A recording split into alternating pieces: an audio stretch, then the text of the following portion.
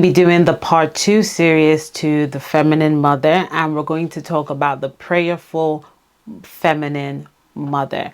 Now, when you become a parent, you're going to realize that being a parent is not easy, and there is no manual book on how to be a good mom or a good dad.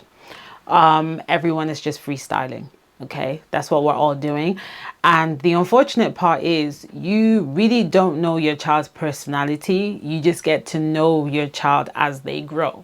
So from the first day they're born, you don't know them, they don't know you, and both of you are just learning as you go.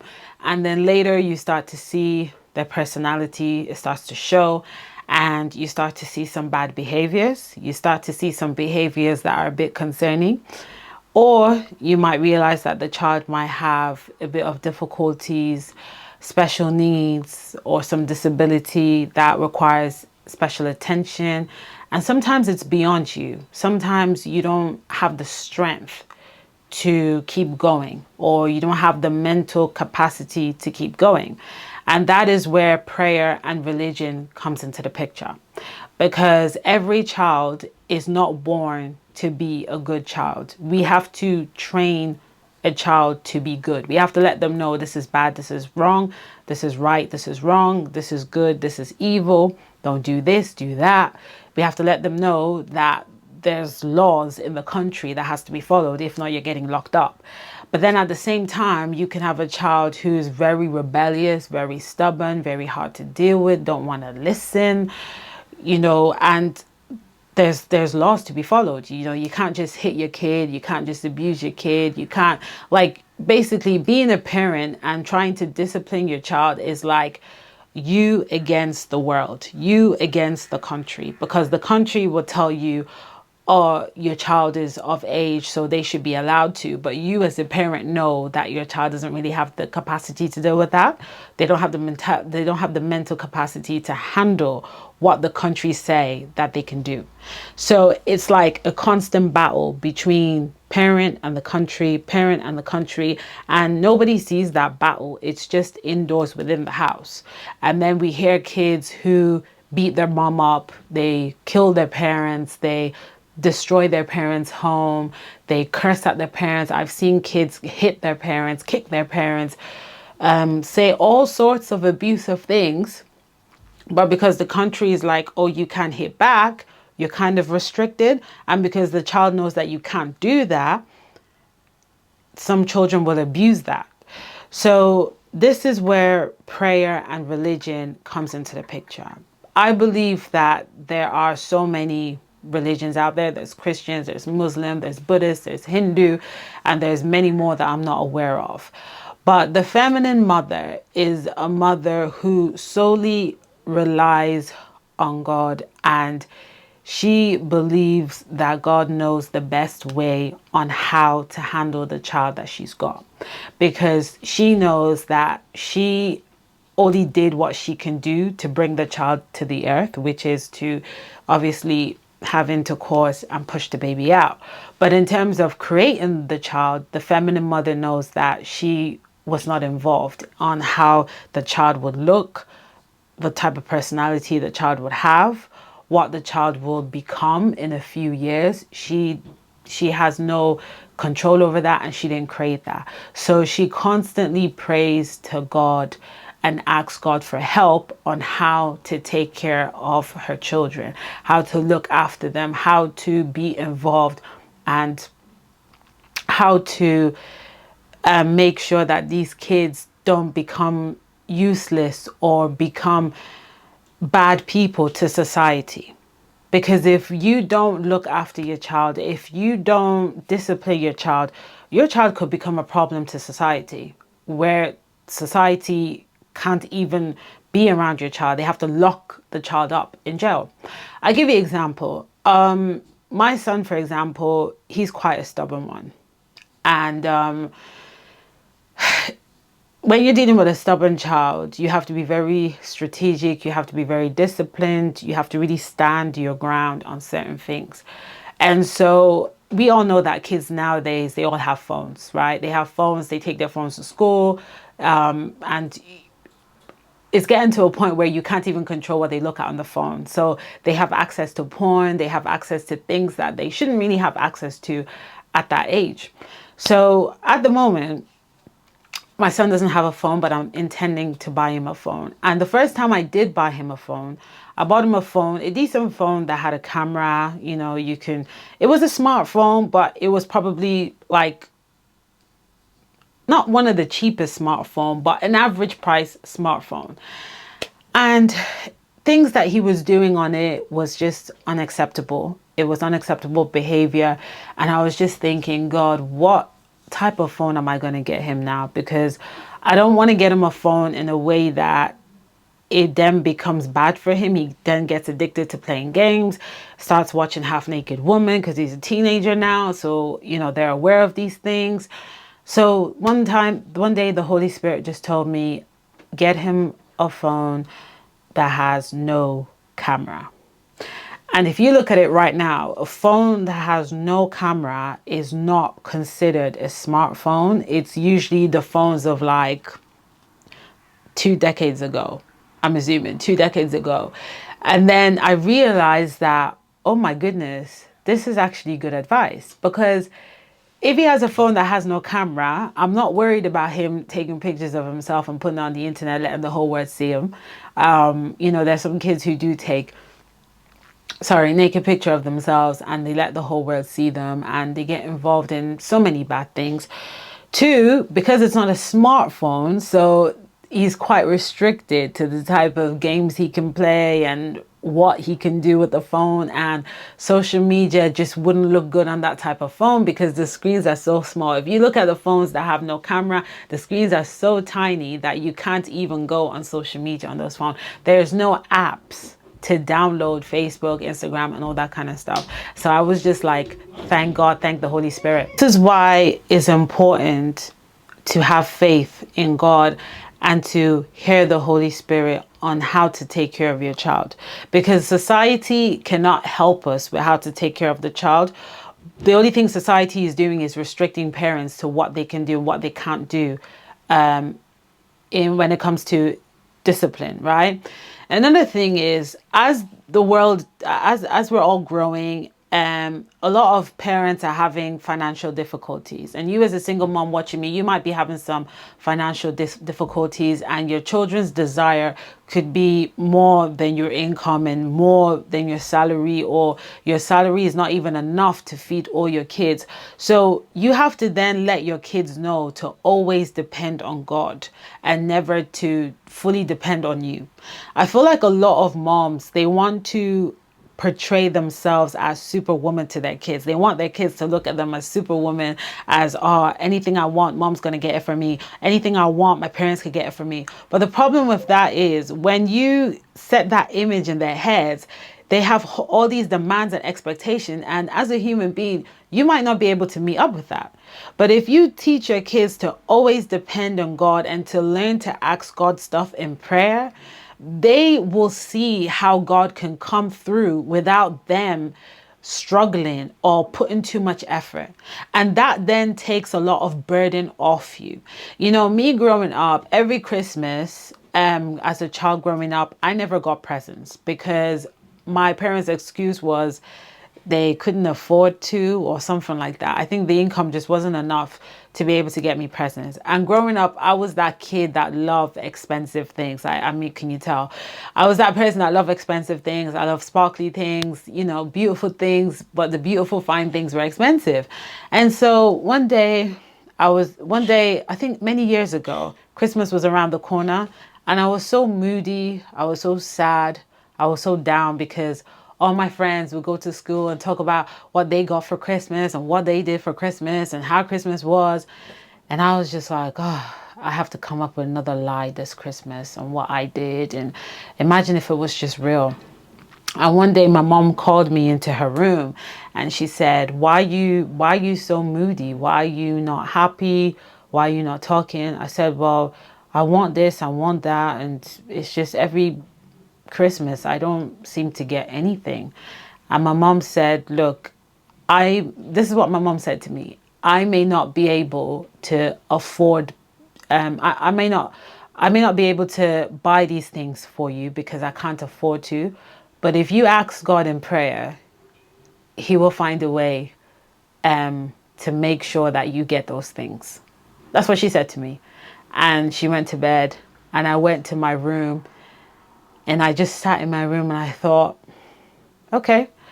And so ever since that day, when my mom said that to me, I never really depend on my parents to buy me gifts. Till this day, I don't even care if they buy me gifts or not, because everything I ever wanted, I got without my parents' involvement, without any man giving me money, without my parents giving me money, I got, because I just learned to depend on God.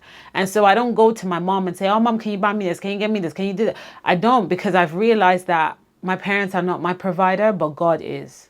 And I know it sounds so cliche to some people, because people are like, oh, but God's not going to drop money down and God's not going to drop the gift down. He's not going to drop it down. But because of you, for your sake, that thing might just be 50% off. And for somebody else, it's full price.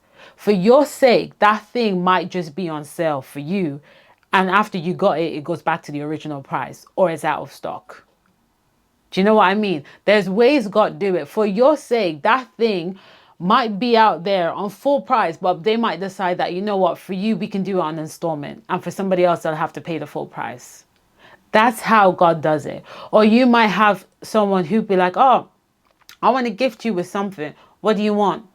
Or the money might just pop up in your account and all of a sudden you can actually afford it. So when you let your kids know to always depend on God, it just takes the stress off you as a single mom to realize that you really don't have to fulfill all their materialistic desire, that they can truly just go to God and ask for these things. And even if your kids go to God and ask for these things, God can answer that prayer through you. You might just be out there shopping and you're like, oh, this is the thing that my daughter always wanted, and here it is, last on stock, 50% off. I'll just get it right now. Or all of a sudden you got approved of a credit card that you're not even entitled to, just so you can get that stuff.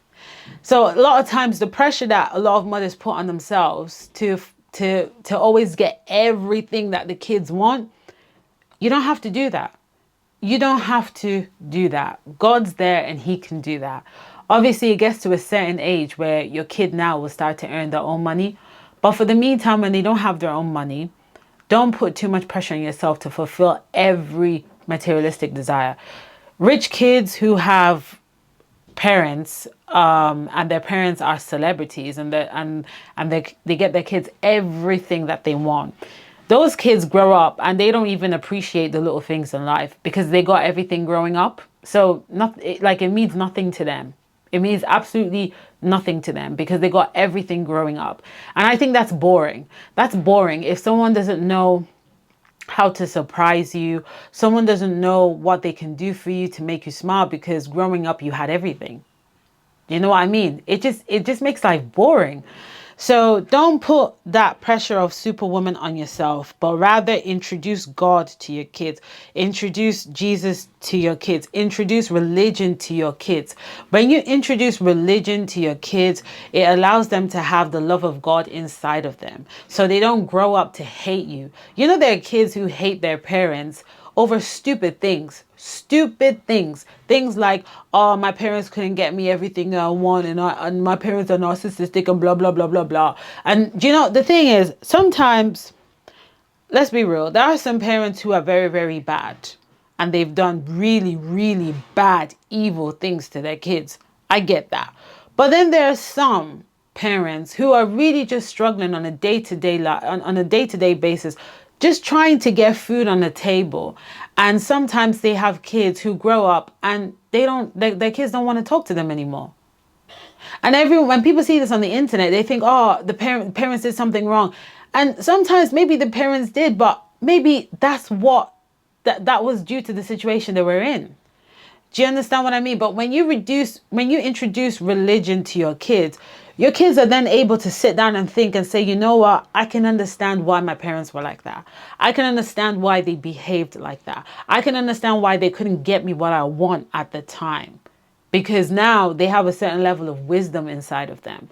So it's important that you introduce God to them. You don't want to have kids who are dealing with constant depression, mental breakdown, all these things because they have no faith.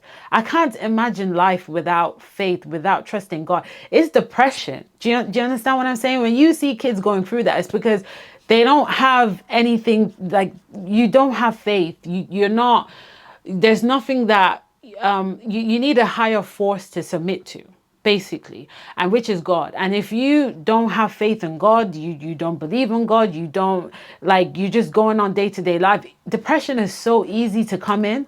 It's so easy to be depressed. People always wonder how I'm constantly just in a positive mood on a day-to-day basis. That's just due to my relationship with God. That's what it is. It's nothing else. Because life without God, yeah, you are going to be depressed every day. Imagine what's going on in the news, the financial crisis that's going on now, kids holding knives everywhere, killing people.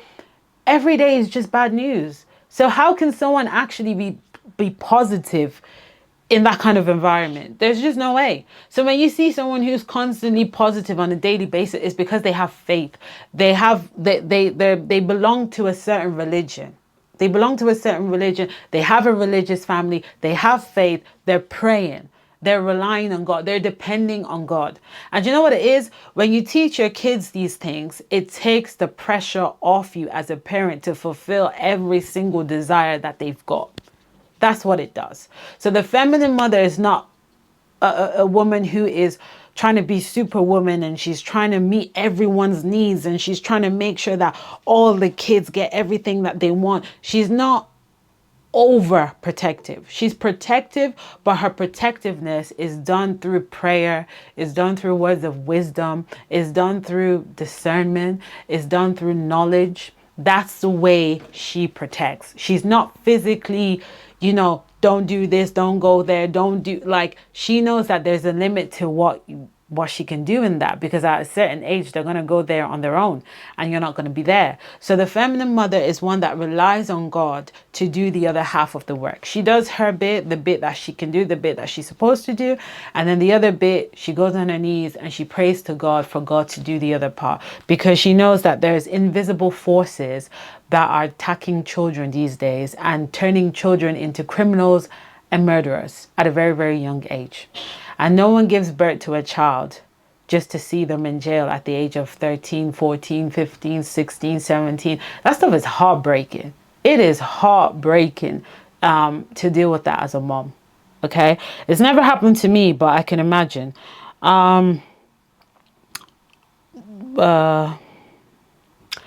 Another thing about the feminine mother is that she truly depends on God to upgrade her life. As a single mom, the one thing I see, the difference between me and a lot of single moms that I've come across is they don't upgrade their life. Their life don't upgrade. They tend to stay stuck in one spot for a long period of time. And the reason being is, one, they don't depend on God to help them. And even when they do depend on God, they don't take the necessary steps and action in order for that desire to be fulfilled. So I give you an example of myself. I've been taking the bus, which is public transport, for a very long time. So I became a mom at 16. It wasn't until this year, July, that I got a car and I started driving. And I tell you something, throughout my whole teenage years, throughout my whole my 20s, because I'm 31 right now, during my 20s, I was taking bus. And I didn't really have a problem with taking bus, but it's time consuming and the journey is longer. I was taking the bus. I did not, like, how do I say this? I knew at one point I would be driving. I knew at one point that I would have a car, but I didn't know how, because I had a bad credit score, right? And I just said to God, I said, there's no point of me learning how to drive if I don't physically have a car to drive once this whole thing is done, right? Because you have to pay to get your lessons. And so during the time, God just showed me a vision. He showed my mom a vision that I should start taking up lessons, even though I didn't have a car, but I should start taking up lessons. And when my mom said that, I was like, oh, but there's no car for me to use once this whole thing is done. So I said, okay, you know what? I'll just start taking up lessons. I was really dragging these lessons. I was dragging it. Like, there would be so much gap in taking the lessons because I just felt like, what's the point if there's no car after all of this? Anyway, it got to a point. I took it seriously, and I started, doing the lessons.